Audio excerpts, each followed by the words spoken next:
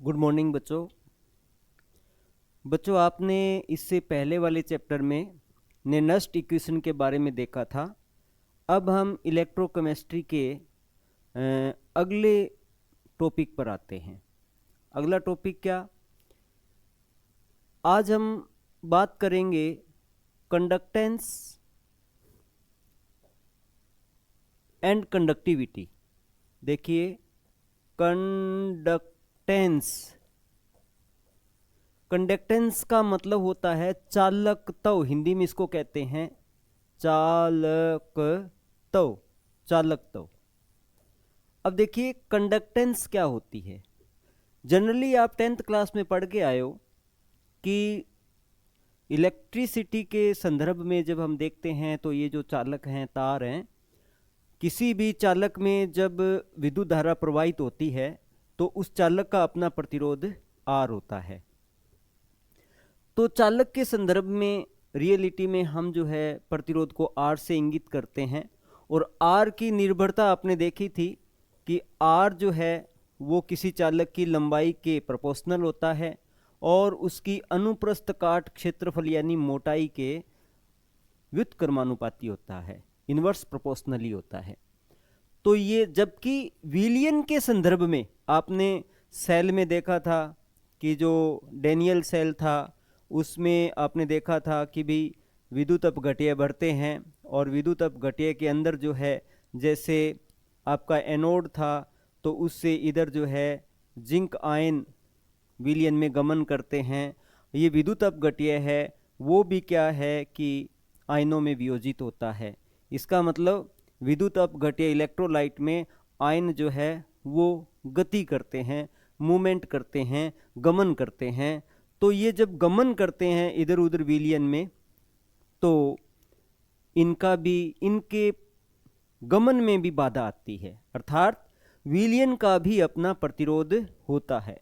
इस प्रतिरोध को हम जो है आर के रूप में न देख करके इसका जो बाधा लगने के बाद जो विलियन में चालकत्व का गुण बचता है उसको लेते हैं। तो इसका मतलब आप पहले ही पढ़ चुके हैं कि जो चालकत्व जो होता है वो प्रतिरोध का इन्वर्स होता है। तो हम विलियन की दृष्टि में, विलियन के संदर्भ में जब चालकत्व लेंगे वो 1/R यानी कि प्रतिरोध के इन्वर्स के रूप में विलियन का चालकत्व लेंगे। तो विद्युत अपघट्य के लिए हम जो है चालकत्व जो होता है इसको हम G से लिखते हैं, कैपिटल G से, और ये होता है प्रतिरोध का इन्वर्स। ये प्रतिरोध यहाँ हम विलियन के दृष्टिकोण में ले रहे हैं।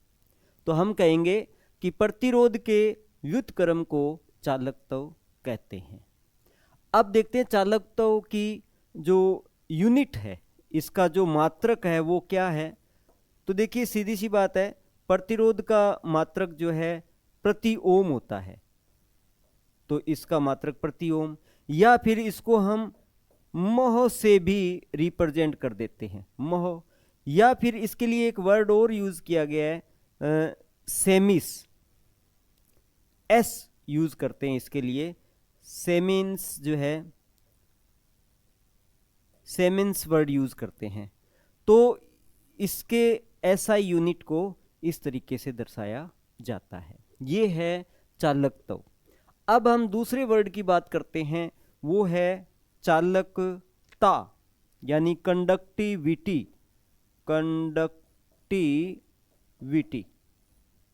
और हिंदी में इसको कहेंगे चालकता। लग गया, ये ध्यान देना। या इसके लिए दूसरा वर्ड यूज करेंगे specific conductance. Specific conductance, specific conductance कहेंगे,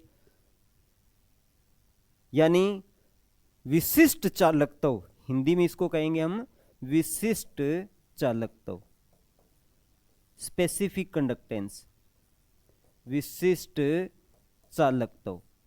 अब देखिए हम इसके बारे में पढ़ेंगे। अब आपने कंडक्टेंस पढ़ लिया, अब पढ़ेंगे हम विशिष्ट चालकता हो। तो इसके लिए मैं नया प्रश्न लेता हूं। देखिएगा, अभी आपने देखा कि जो प्रतिरोध R है वो चालक की लंबाई, और यहां हम इलेक्ट्रोलाइट की लंबाई ले लेंगे, यानी विलयन कितनी दूरी तक फैला हुआ है, और उस विलयन में क्रॉस सेक्शन, जैसे मैं इसको एक चित्र से बताऊं आपको। सपोज करो ये एक घन है, क्यूब है, और इसमें ये दोनों जो है हम साइड में प्लेट लगा देते हैं। ये इलेक्ट्रोड की प्लेट है और ये भी इलेक्ट्रोड की प्लेट है, एक एनोड और एक कैथोड, और इनके बीच में जो है डिस्टेंस L है, और इस एक दोनों प्लेटों का एरिया सेम है और इसका एरिया जो है वो A है।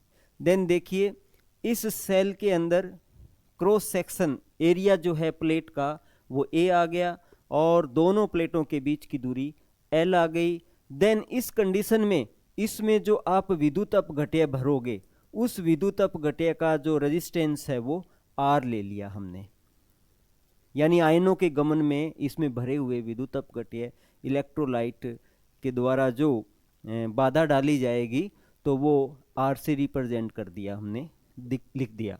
अब देखिए, आपने पहले पढ़ चुके हैं, इसको अगर इजिकल टू में लेते हैं तो यहाँ एक कांस्टेंट काम में लेते हैं जिसको रो वर्ड से यूज करते हैं, लैटिन वर्ड है ये, और L/A। अब देखिएगा, यहाँ जो रो है क्या था, ये प्रतिरोधकता थी, प्रतिरोधकता, या प्रतिरोध के आगे विशिष्ट शब्द लगा दीजिए, विशिष्ट प्रतिरोध, दोनों का एक ही अर्थ है, रजिस्टिविटी या फिर स्पेसिफिक रेजिस्टेंस। इंग्लिश में इसको कहेंगे रजिस्टिविटी, रजिस्टिविटी या स्पेसिफिक रेजिस्टेंस। अब देखिए, ये रो था, यानी रो को हम जो है यहां प्रतिरोधकता या विशिष्ट प्रतिरोध कहते हैं। अब देखिए, यहां एक नई टर्म्स निकाल करके लेके आते हैं सेल के संदर्भ में, कि ये जो रो है इसका व्युत्क्रम अगर हम ले लें 1/रो, इसका अगर व्युत्क्रम ले लें तो प्रतिरोधकता यानी रजिस्टिविटी या फिर स्पेसिफिक रेजिस्टेंस या विशिष्ट प्रतिरोध के व्युत्क्रम को हम चालकता कहते हैं, और इसको लैटिन वर्ड एक कप्पा के से दर्शाते हैं, और ये चालकता है, चालकता, यानी इसको कप्पा से लिखते हैं और 1/रो से लिखते हैं। रो यहाँ पर क्या है, प्रतिरोधकता कहो, विशिष्ट प्रतिरोध कहो, या स्पेसिफिक रेजिस्टेंस कहो, या रजिस्टिविटी कहो। और इसका जब हम इनवर्स प्रोपोर्शनली यानी कि व्युत्क्रम ले लेते हैं तो ये चालकता बन जाता है। तो ये हमारी चालकता का फॉर्मूला हुआ। अब हम चालकता की यूनिट देखेंगे कि इसकी इकाई क्या होती है, इसका मात्रक क्या होता है। तो आपने देखा कि कप्पा यानी चालकता बराबर 1/रो, प्रतिरोधकता का व्युत्क्रम या विशिष्ट प्रतिरोध का व्युत्क्रम। अब देखिए, प्रतिरोधकता रो अगर हम निर्भरता से ज्ञात करें तो रो बराबर था हम आपका सूत्र था R बराबर रो L/A, और यहां से आपका रो क्या बन जाता है, rho is equal to RA/L। R का मात्रक जो है ओम, R का मात्रक यहाँ जो है ओम हो गया। A का मात्रक जो है, अगर यहाँ सेल के संदर्भ में आप प्लेट का एरिया सेंटीमीटर स्क्वायर में लेते हैं तो सेंटीमीटर स्क्वायर, और L का लेंथ सेंटीमीटर में हो गई, तो 1 सेंटीमीटर से 1 सेंटीमीटर काट दीजिए। तो रो का यहाँ जो मात्रक है वो ओम सेंटीमीटर है। SI में इसका ओम मीटर लिया जाता है। तो यहाँ सेल के संदर्भ में छोटे आकार को लेने के लिए हम सेंटीमीटर रखते हैं, तो ओम सेंटीमीटर हो गया। अब देखिए यहाँ अगर इसकी यूनिट निकालोगे तो 1/OHM ओम सेंटीमीटर। अब ये इन्वर्स हो जाएंगे, ओम इन्वर्स और सेंटीमीटर इन्वर्स। और अभी पीछे आप देख के आए हो कि ओम इन्वर्स को सेमिस कहते हैं, तो सेमिस सेंटीमीटर इन्वर्स, ये कप्पा की यूनिट हो गई। तो आपने चालकता यानी कप्पा का SI मात्रक निकालना सीखा। सेमिस पर सेंटीमीटर या पर ओम पर सेंटीमीटर या महो पर सेंटीमीटर, यानी कि ओम को इन्वर्स फॉर्म में महो भी कह सकते हैं या महो सेंटीमीटर इन्वर्स। और इसको आप अगर मीटर में लेते हो तो सेमिस पर मीटर भी इसको लिख सकते हो आप। ये हमारी चालकता की इकाई आ गई, विशिष्ट प्रतिरोध की इकाई आ गई। अब हम देखेंगे एक नई टर्म जो सेल के रूप में यूज करते हैं, उसको कहते हैं सेल स्थिरांक, सेल कांस्टेंट, सेल स्थिरांक, सेल कांस्टेंट, सेल कांस्टेंट।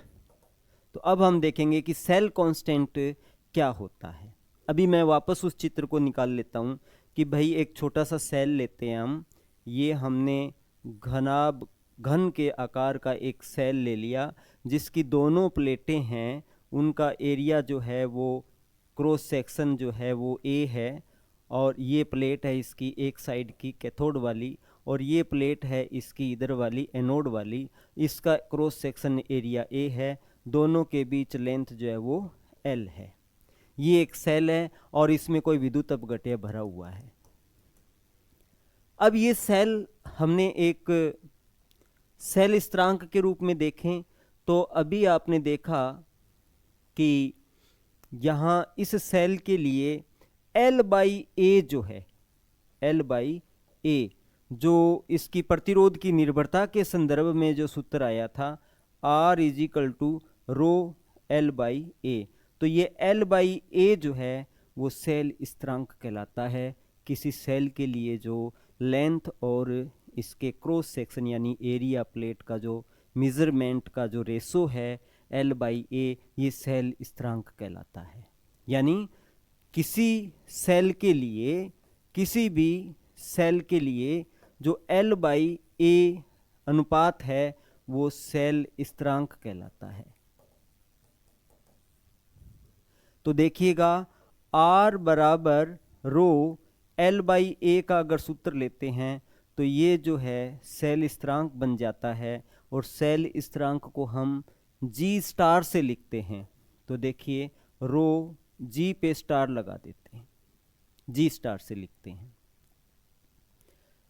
या फिर ऐसे कहें कि यहाँ पर जो R जो है वो G* बन गया।